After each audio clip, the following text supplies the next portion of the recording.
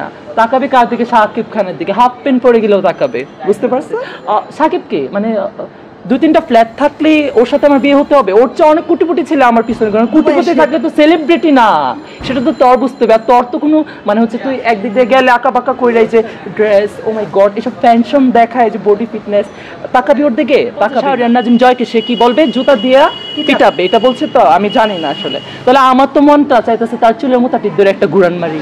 চুলের মোতা বুঝো কি এমনি?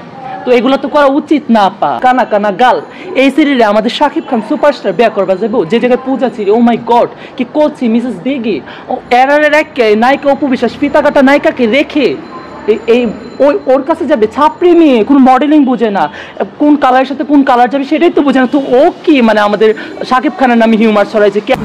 এই যে বেশি কথা বলে যে নটিটা, নো ওইটা না, আমি সরি।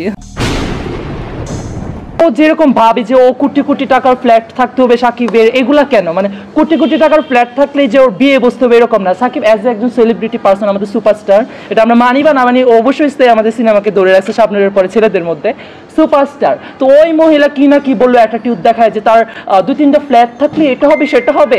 ওই জান্নাত কি জানি, মিষ্টি জান্নাত, মিষ্টি জান্নাতের কথাতে তো মানে আমাদের অডিয়েন্সের কিছু যায় আসে না।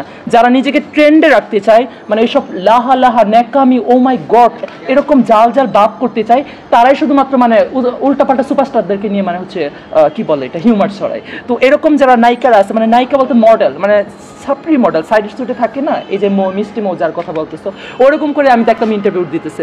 তাকাবে কার দিকে? শাকিব খানের দিকে। হাফ প্যান্ট পরে গেলেও তাকাবে, বুঝতে পারছো?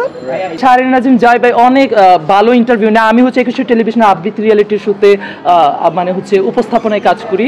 তো হচ্ছে যে শাহরিয়ার নাজিম জয় ভাইয়া হচ্ছে যে না একটু অ্যাক্সেস কিছু করে, যেটা হচ্ছে মানুষকে যেটা বলে ওটা তো বলে, উনি হচ্ছে ওনার উইক প্যান্ট রাখে, মানে ওনাকে উনি জিততেছে, সবাইকে উনি এমনভাবে কথা বলতেছে যেন ও ওনার কাছে সব কিছুতে ডাউন। ওটা ওনাদের ক্যামেরাম্যান এডিটিং দিয়ে এখন দুনিয়া চেঞ্জ করা যায়। মিষ্টি জান্নাত উনি একটি কথা বলেছেন যে বলছে শাহরিয়ার নাজিম জয়কে সে কি বলবে? জুতা দিয়া পিটাবে, এটা বলছে তো আমি জানি না আসলে। তাহলে আমার তো মনটা চাইতেছে তার চুলের মোতাটির ধরে একটা ঘুরান মারি। চুলের মোতা বুঝো কি এমনি? তো এগুলো তো করা উচিত না। পা এটা করবেন না, ওকে?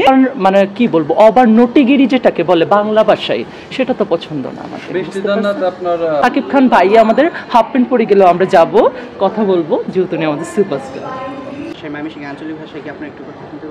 আমি তোমাকে বিহাইন্ড দ্য সিন নিতে বলেছি বারবার, তুমি কেন এটা করছো না? বিহাইন্ড দ্য সিন বুঝো না? ওকে, আমার গরম করে। এটা কি শুধু ভাইরাল হওয়ার জন্য এই কাজটা করতেছেন? কি কোনটা ভাইরাল হওয়ার জন্য? এই যে ছেলে হয়ে মেয়েদের মতো বডি না। অফ কোর্স আমি একটা কথা লজিক ছাড়া বলছি, আপনারাই বলুন না।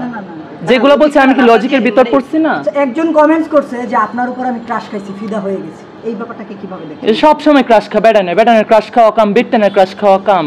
ক্রাশ তো খাইবই, শার্ট পরা ফুলাফান দেখলে, মুখের মধ্যে ক্রিম লাগার দেখলে ক্রাশ খা। এখন আপনি কার উপর ক্রাশ খাইছেন, ছেলে না মেয়ে? আমি কি ওর উপরে ক্রাশ খাই না, আমি নিজের উপরে নিজে ক্রাশ খাই। Thank you so much. আমার অনেক গরম করছে, এখন আমি অ্যাওয়ার্ড নিব, চেঞ্জ করব, নাচ করব।